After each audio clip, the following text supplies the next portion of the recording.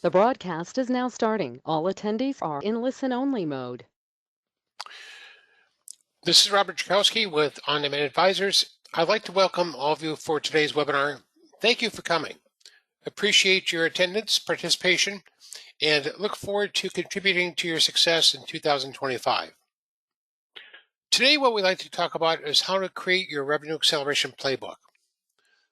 And one of the things I would share with you from a personal story is I have had the privilege of leading public and private technology companies in Silicon Valley. And one of the things that I would always do at this time of year in January is think about what's the detailed plan that I have for success. So whether my goal was to increase revenue by 30% year over year, if it was to win a target market, if it was to master a partner channel, if it was to put in place strategic alliances with major companies that I could get leverage in the marketplace.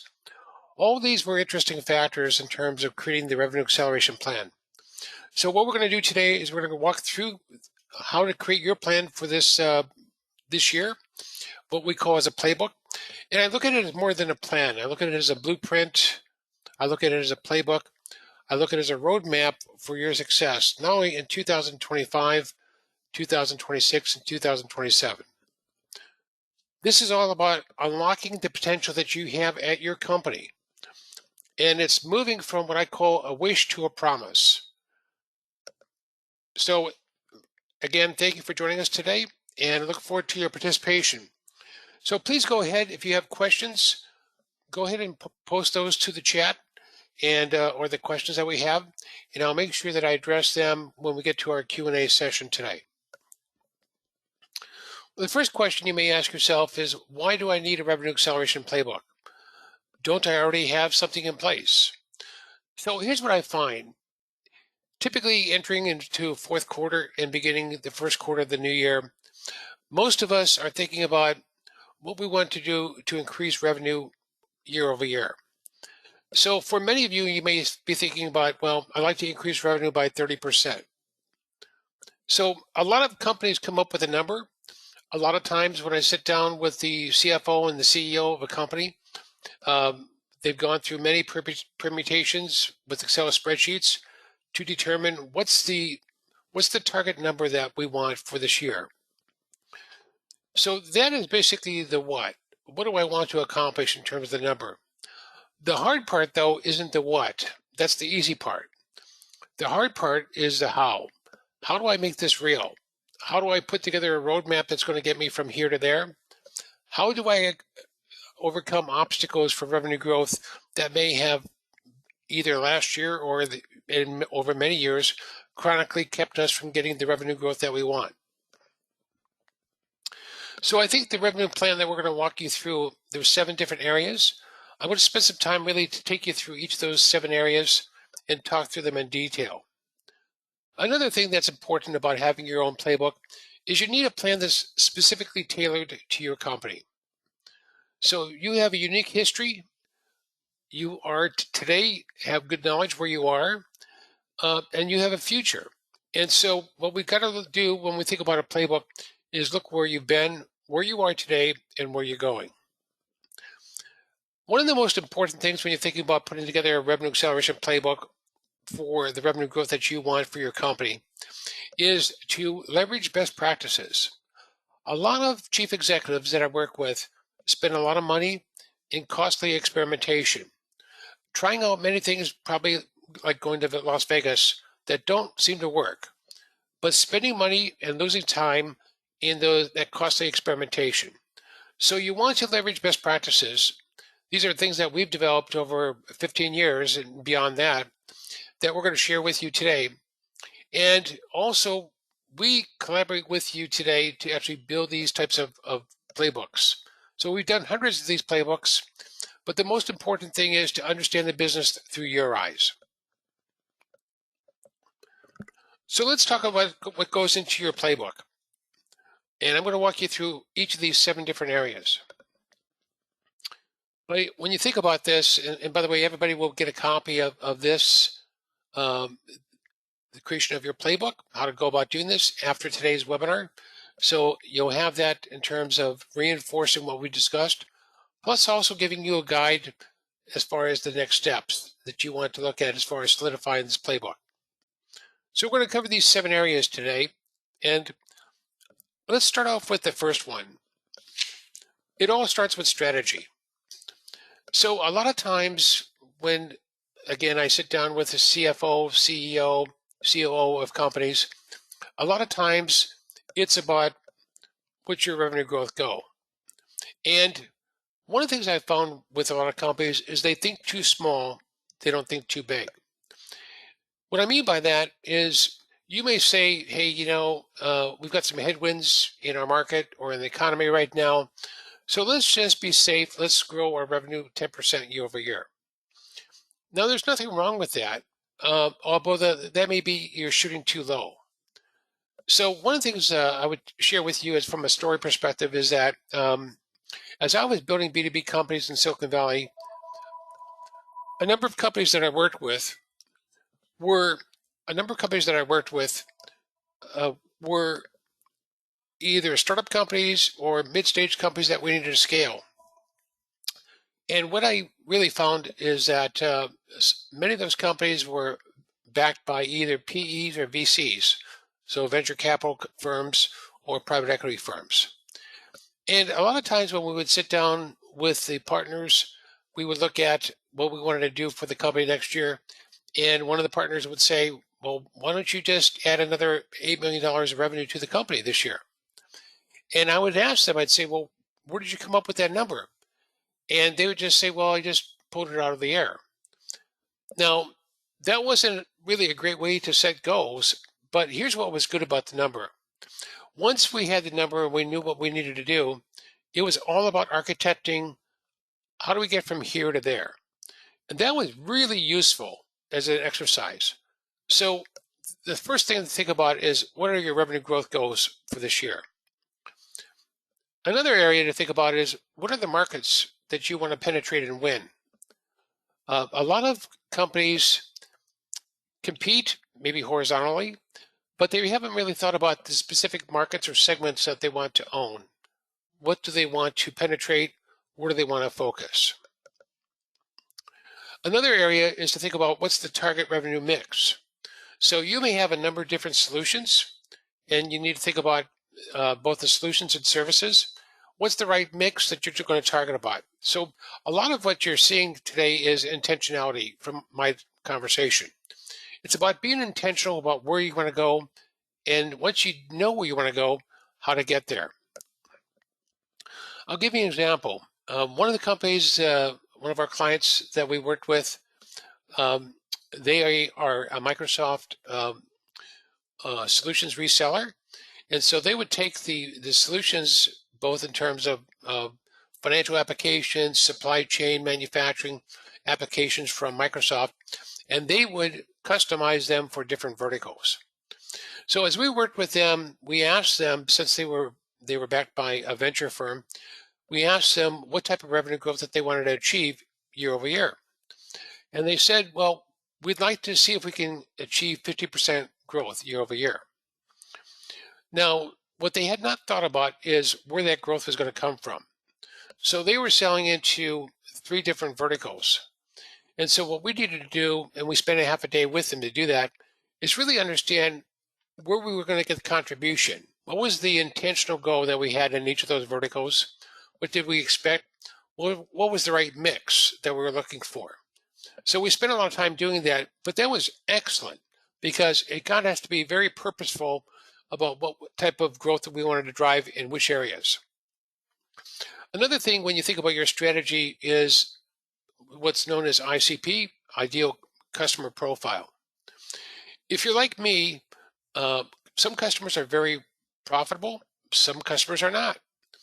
So when you start thinking about how you're going to grow your company, you want to attract, as a magnet, the most profitable customers to you. And you also want to attract the ones that are the best fit. Another area to think about is branding yourself as a leader. Now, you don't have to have 50% market share before you can start thinking about this. You can brand yourself as a leader today in a specific area, specific category, or segment. So one of the things to think about is starting to act, brand, and think like a leader. That should be part of your strategy. Another part is really understanding your key value drivers and differentiators.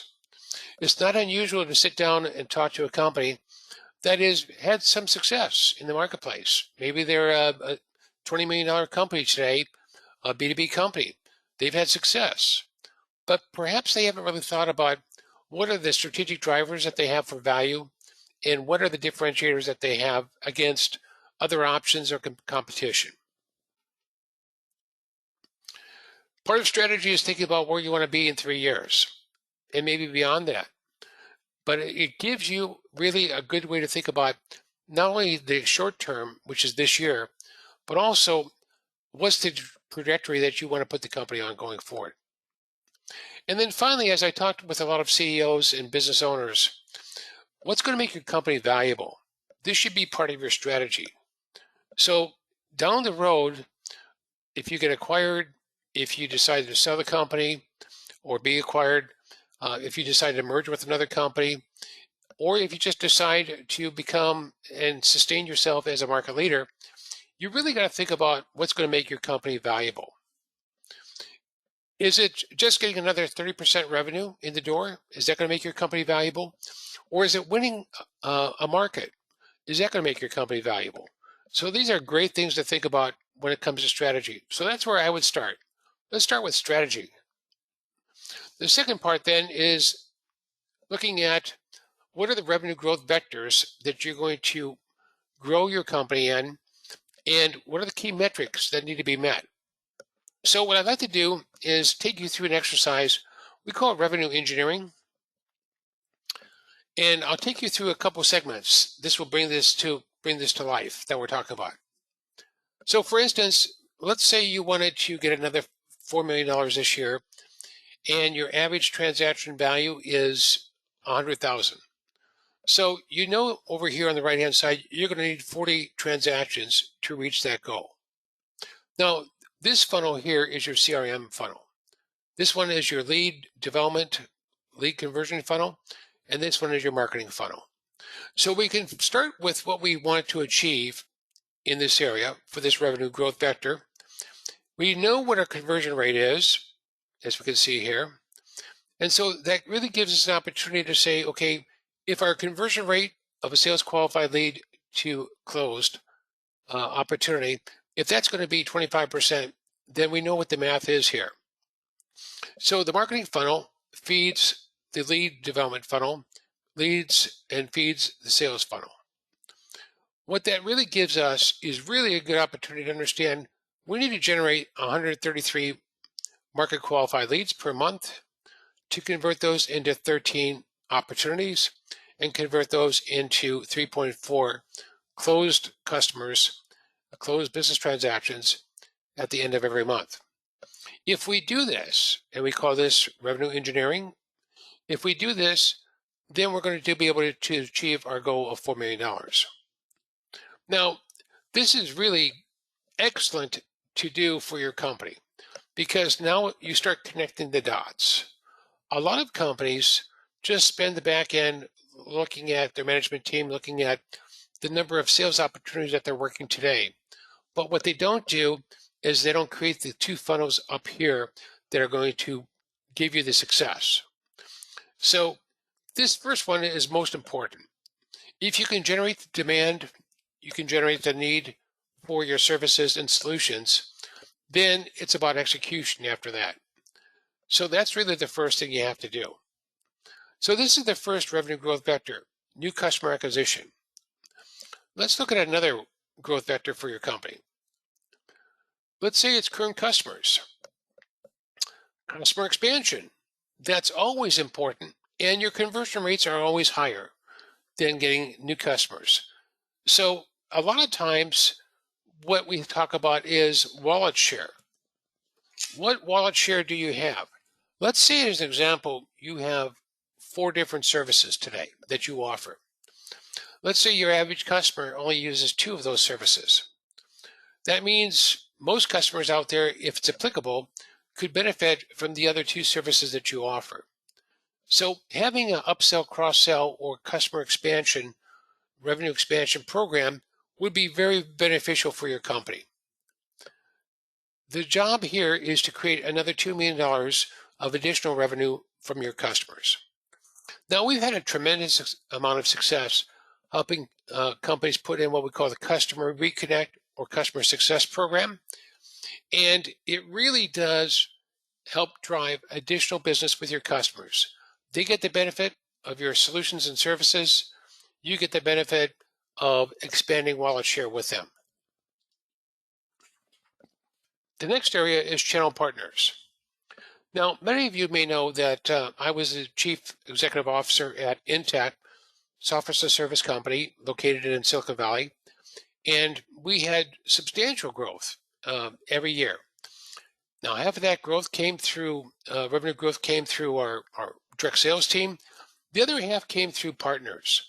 So we were very successful with over 300 different partners, market makers, CPA firms, and the like, and systems integrators, to really expand our footprint globally and to meet many companies' needs to get into lots of different verticals that perhaps we didn't have the expertise in. And so it was really a great opportunity for us to generate additional business.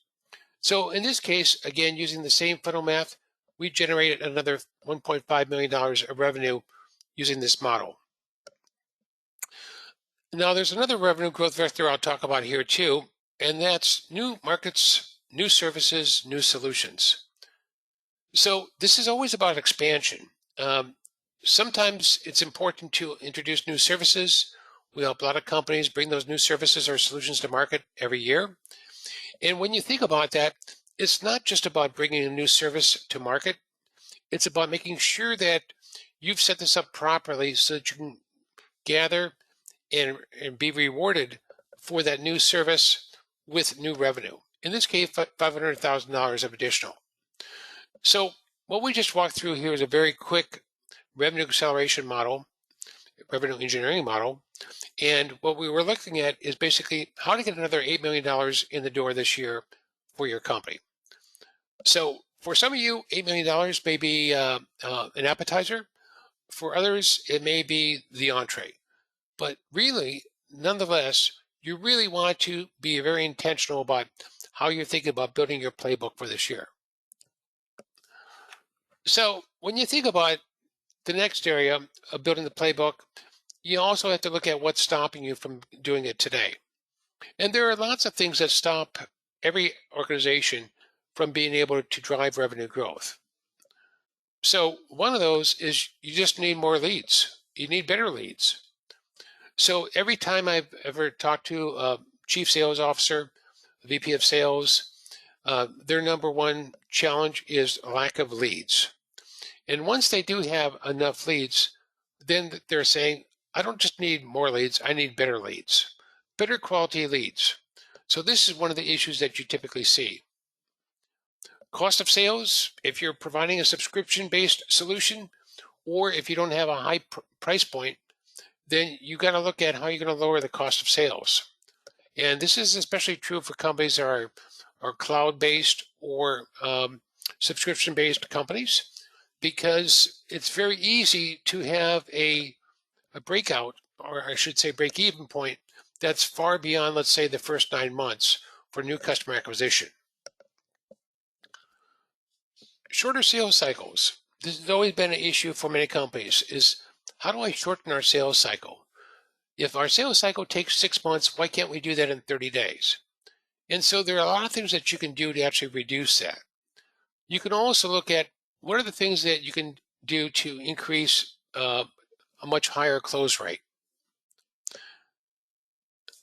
We talked a little bit about this before as far as customer expansion, and that's one of the things that you really want to look at is, are you really getting the full wallet share from your customers? In other words, what you provide today, is it meeting every need that your customer has in that specific area or process? Or are there other things that you could offer or that you're dependent on to make your solution basically manifest its full value for that customer. Higher price points or annual contract value, better conversions, better sales performance. So a lot of times when we work with companies, they have what I talk about the ABCs. They've got A players, B players, and C players in sales. And the goal, of course, is to move everybody up to the A level and to recruit A players in the future so that you don't end up with C players. So we help a lot of companies do that. So you got to think about what's stopping you today, because if we know what's stopping you today, then we know what we're going to have to overcome or overachieve against to get the growth you're looking for. Now, this is an interesting one, which is strategic positioning. A lot of companies are good at tactical positioning, but they're not great at strategic positioning.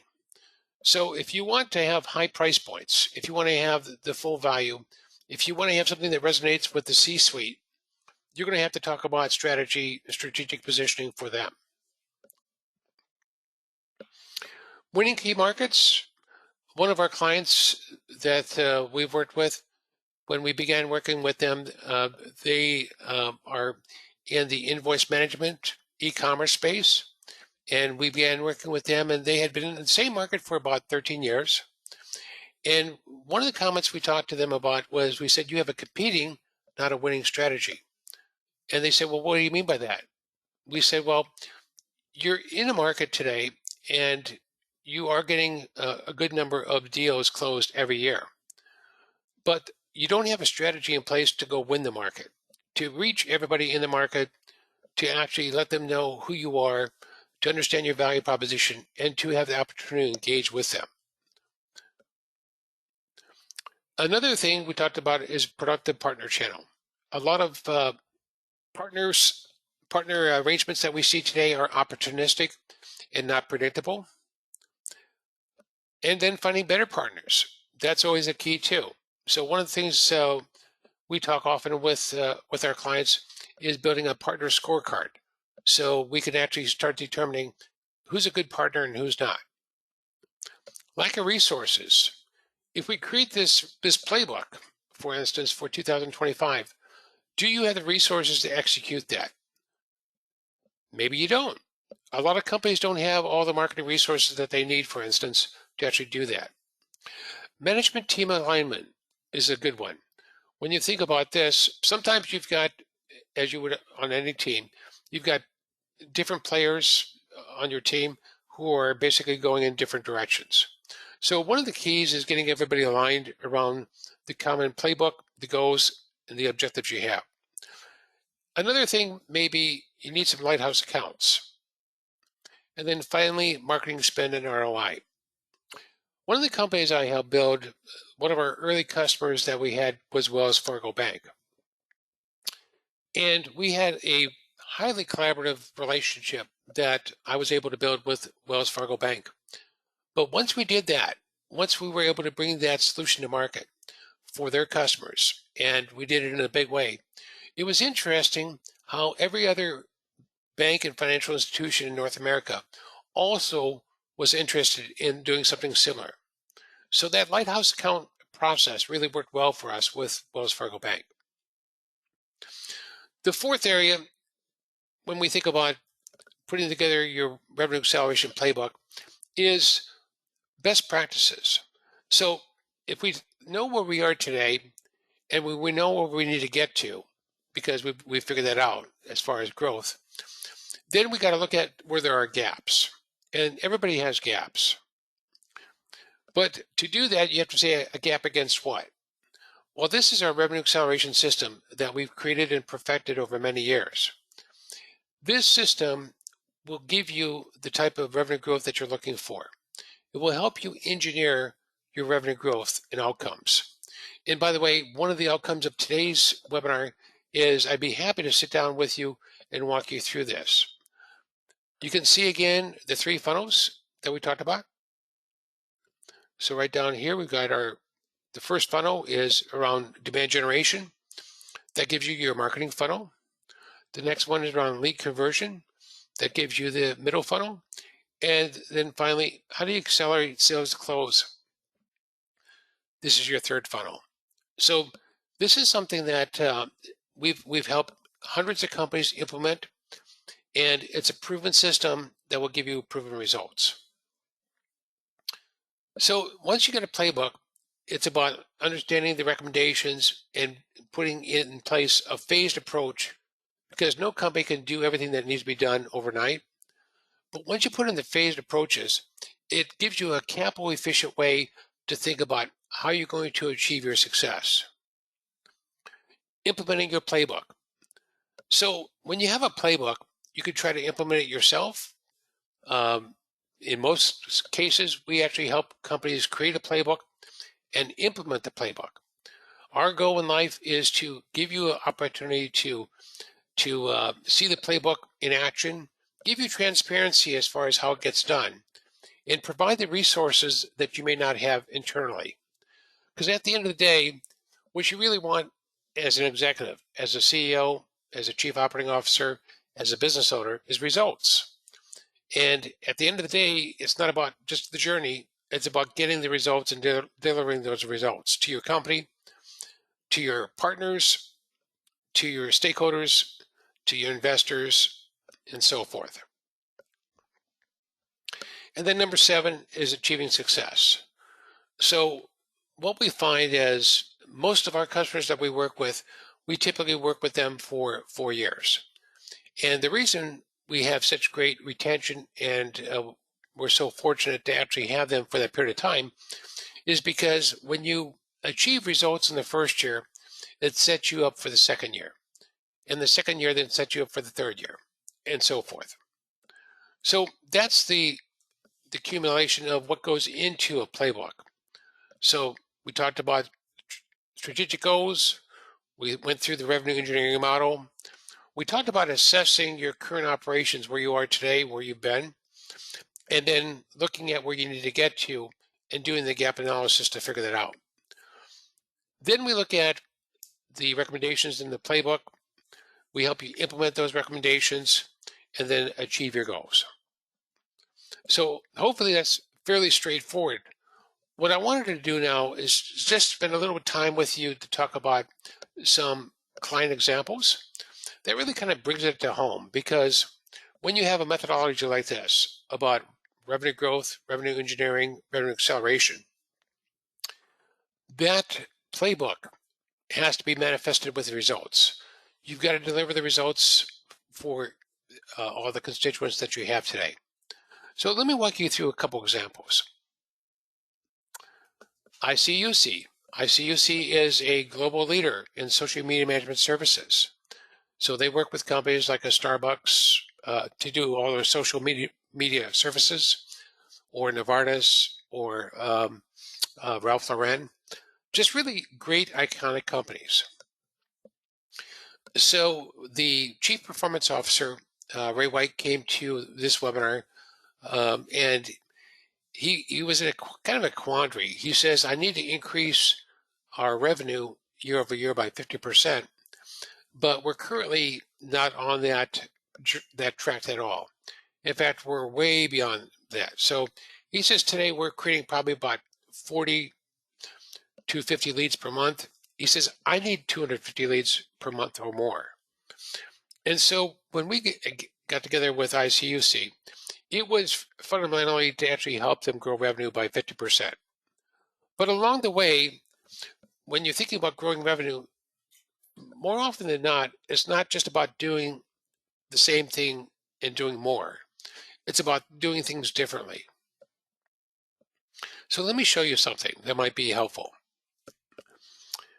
If you see this chart here, let's say I'm Starbucks. Well, I could use some of these social media services to get discovered. So I'm going to connect with my customer socially and have them understand maybe the programs that we offer at Starbucks, maybe the new menu, maybe some of the things that we've just come out with recently. Over here, it's consideration, number 2. It's really listening to our customers. It's understanding what our customers need. It's understanding what type of content or information would be valuable to them. So this is the next step in the social media management strategy. The third is all around the purchase. How do you convert that interest into sales? So this is the areas of ICUC having these services: social commerce and review management. We all know about review management. If you've ever done anything in the B2C space or B2B space, a lot of times it's about getting reviews, giving reviews. And then over here, it's about growing the customer influence. So it's about what type of experience did you have? How do we build community? And this is all being done socially. Now, our value add to ICUC is when we began working with them, they had each of these or some of these individual point services currently available. But one of the challenges that their sales team had is that they were selling a lot of point solutions. So what we were able to do was come up with this social customer journey and look at what was the right placement of these services that they offered throughout the life cycle of working with their customers. Once we were able to do that, it made it much easier for them to sell the whole solution, because now we were talking about the complete life cycle that they have socially with each of their customers. So that's a great example. Let's talk about another customer. Cominci is a leader in financial management and coaching for performance solutions. They work with a lot of really interesting companies like Orange Theory Fitness, like Neighborly, which has 29 different brands. So Orange Theory Fitness has, let's say, 1,500 different gyms. And if you think about what they have to do, is each of those gyms and fitness centers will have a version of, let's say, QuickBooks or some other accounting solution. So what Cominci does is brings all that information together and consolidates all that information and makes this usable, strategic for each of those customers. So in this situation, our goal is to increase revenue by 33% year over year. And that's what essentially we've helped Cominci do now for the past 2 years, going into our third year. And so one of the things that you always see is coming forward and really significantly increasing their lead volume. But there are a lot of other things that we have to do to get there that are foundational and help them scale and grow.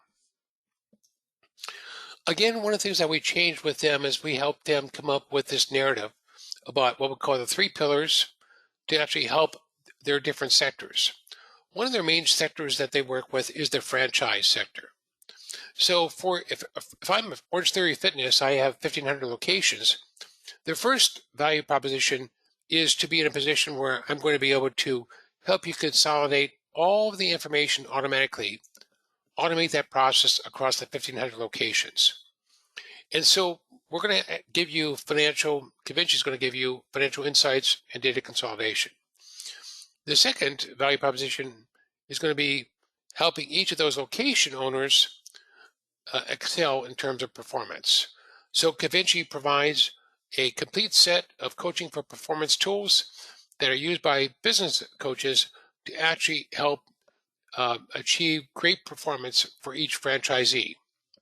And the third, if I'm the franchise owner, is about brand expansion and brand compliance. And so these are really significant value pillars that Cominci is bringing to market. And we help them in terms of that positioning and messaging. Let me go through one more to illustrate the playbook. In each of these companies, we sat down and started with a playbook. That was our roadmap for thinking about how to go forward. So Technical Toolboxes, a great company out of Houston, offering a suite of engineering performance management solutions. And we began working with them a number of years ago. So each year we were able to help them grow their targeted growth of 25% year over year. There are a lot of things that, again, helped us do that.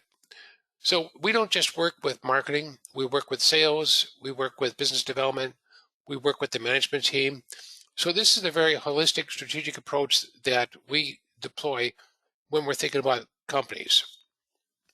We had a similar situation though, which is they had many different point solutions that they had created for engineers, but they hadn't put them together.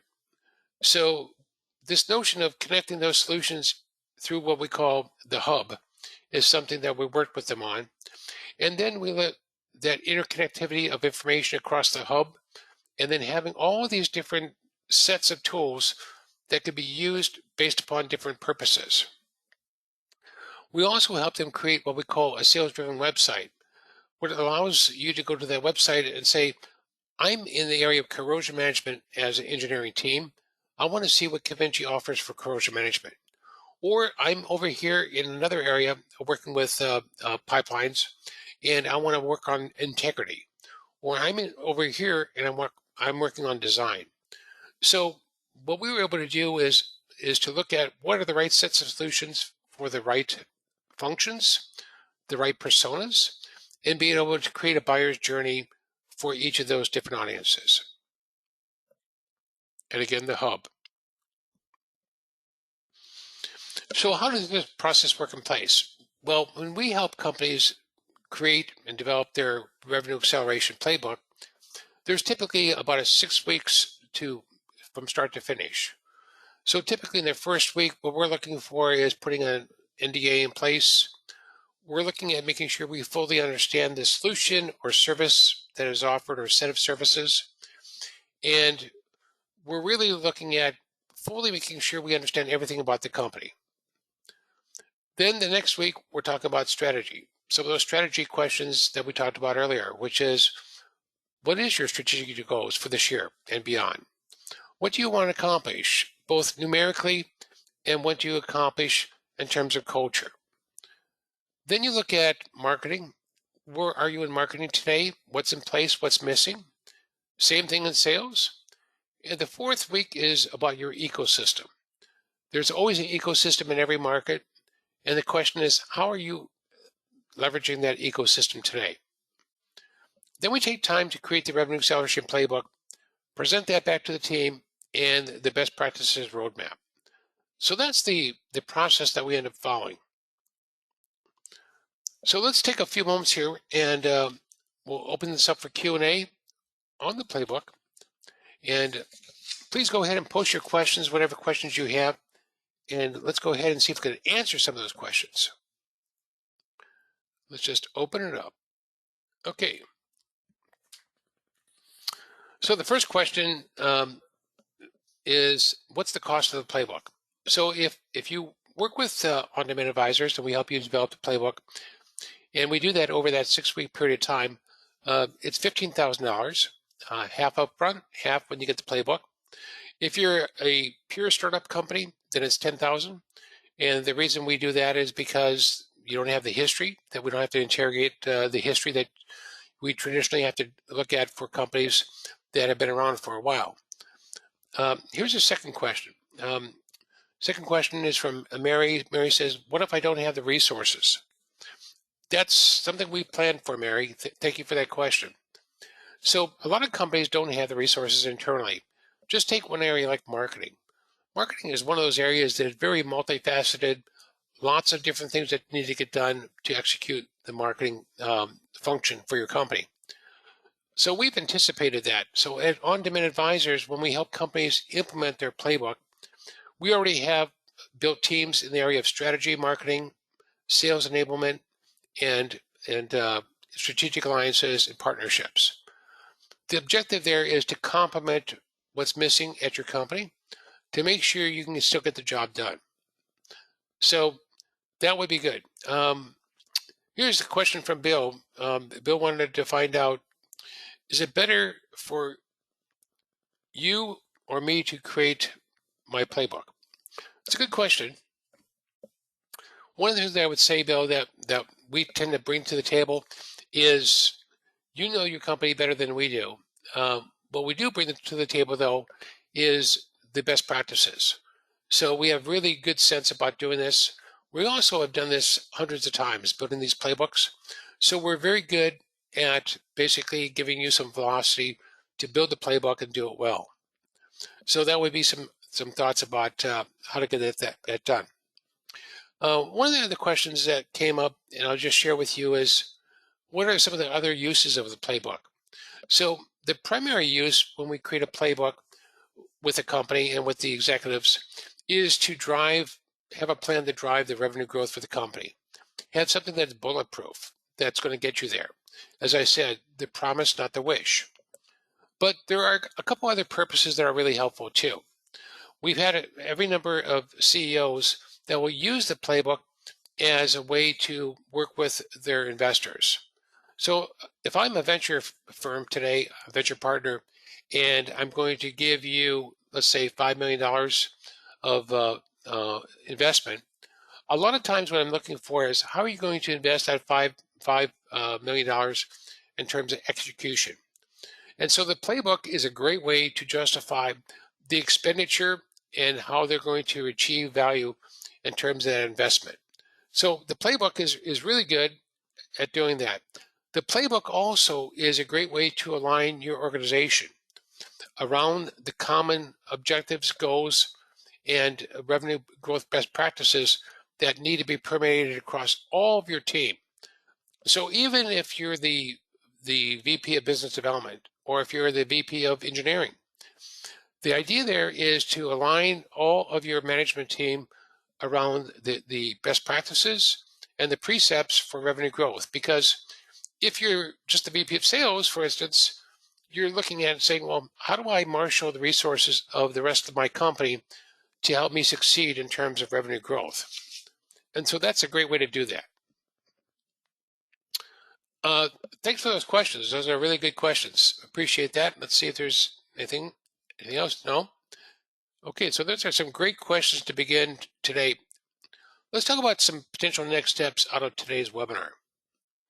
Well, one next step could be for us to get together and help you create your 2025 Revenue Acceleration Playbook. So we're more than happy to do that, more than help you walk through the process that we did today and help you accelerate that process over the next 6 weeks. A second, maybe you may come from today's webinar, may come away and say, well, very interesting, love what I heard from Bob today. I'd like to take a next step and maybe review an actual example. So we're happy to make an appointment with you to do that. Either myself or Dale McConnell. Dale's a tremendous resource at our firm. He's a partner at On Demand Advisors. We'll be following up with you to see if you want to set up an appointment to do that. Another area is just setting up a complementary strategy conversation.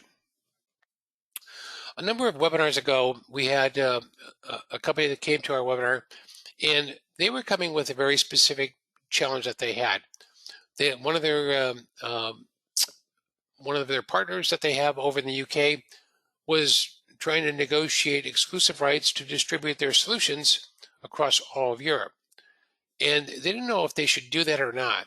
So one of the things that we did, and we did it complimentary, is sat down with them to really talk through that partnership and talk through what they were trying to accomplish in EMEA, in Europe, and then come up with the right strategy in terms of how to approach that partner and move that ball forward.